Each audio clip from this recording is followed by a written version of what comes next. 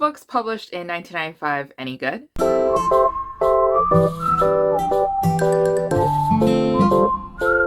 Hi guys, welcome back to the channel. Now for today's video, I'm doing an exciting collaboration video with a few romance booktubers that I'm sure you guys already know and you guys already watch, because if you guys watch my channel, then definitely you would have watched all these other amazing creators as well. You might know them already. We have Jess from Peace Love Books, Jen from The Book Refuge, Krista from Crystal's Bookish Life, Samantha from Books with Samantha, and of course Lacey from Lacey Book Lovers. We all decided to read books that were published in the year that we were born in, and this is just kind of like a reaction video to the books that were published back then, and to see how we feel about them and to see how times have changed, specifically in historical romance. Now, if you guys didn't know, I'm actually born in 1995, so I'll be reviewing a handful of books that were published in 1995 and telling you guys about my thoughts and feelings for them. So let's get started. So the first book that I want to talk about is actually Julia Quinn's debut novel called Splendid, and this book actually came out in the year that I was born in. I didn't know that she wrote in 1995. I thought she wrote a little bit earlier than that, but basically Splendid follows a plot line of an American heiress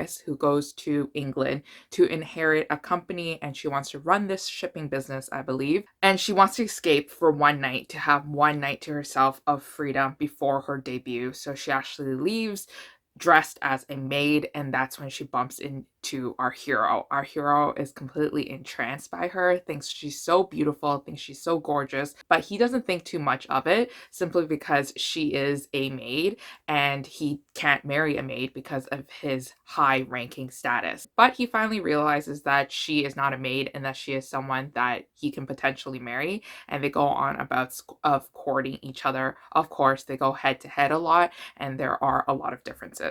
For this book, I actually read this book many years ago, so I actually forgot why I didn't really like it as much, but I gave it a 3 out of 5 stars back then. From what I can remember, I just didn't really like the plot line. I thought that the plot was a little bit dry. It was very slow burn, and it didn't have the same Julia Quinn humor that we are so accustomed to today. Then we also have characters that are a little bit annoying, and how the plot line towards the end also falls apart. So that's why I only gave it a 3 out of 5 stars. I'm sure that if I reread it again this year, it would still probably be the same rating, or maybe even worse. The next book that I read this year that was published in 1995 was actually Midnight Angel by Lisa Kleypas. This was one of my few like backlisted titles from Lisa Kleypas that I haven't read before, that I read this year, that I wanted to see if I would like her older works. So Midnight Angel follows a heroine who has like this witchcraft background, and she's obviously not liked by a lot of people because back then witchcraft is really bad and she could literally be burned at the stake, and she was kept in prison. So she manages to escape prison, you know, clothed up and dressed up, and she finds herself a safe place with our hero.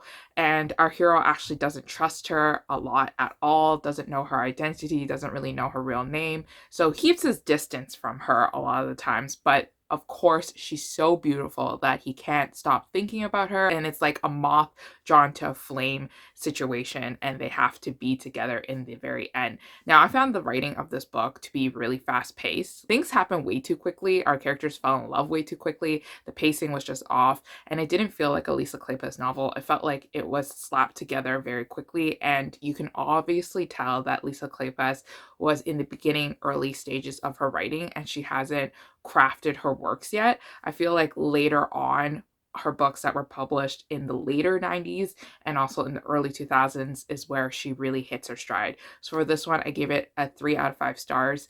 From what I've seen so far for book number 2, which is Prince of Dreams, I know that that one is a wild ride. That one probably has like the lowest rating Lisa Kleypas has ever gotten on Goodreads. So I'm actually like excited to read it just to see how bad the car crash is. And if you guys didn't know, I'm a huge fan of like time travel historical romances. So I was very pleased to see that Until Forever by Joanna Lindsey, which is a book that I read earlier this year that was published also in 1995. So what happens is that our heroine is a professor for like ancient artifacts and things like that. She possesses this like really big, beautiful, magical sword, or so she thinks is magical, and then suddenly this man appears in front of her. This man is dressed up in like the olden knight armor, and he talks funny, and she knows immediately that the sword is magical and can teleport people. So they go on these grand adventures where they're teleporting back and forth, trying to solve mysteries between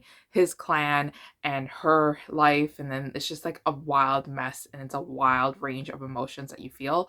Unfortunately for this one, I also gave it an average 3 out of 5 stars because I didn't feel the heat and the intensity that I normally would with Johanna Lindsey books. There wasn't enough angst in the book to make me give it a higher rating. Usually Johanna Lindsey's books are very intoxicating. It has very good chemistry, but this one just fell a little bit flat for me. But anyways, this video is very short, but that is it for all the books that were published in 1995 that I have read so far.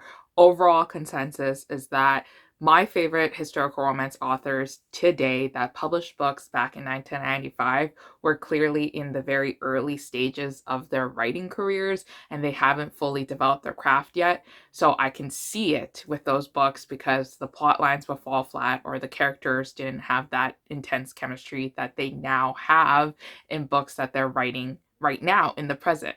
But hopefully you guys enjoyed this video, and check out everybody else's video, and I'll see you guys again next time in a new one.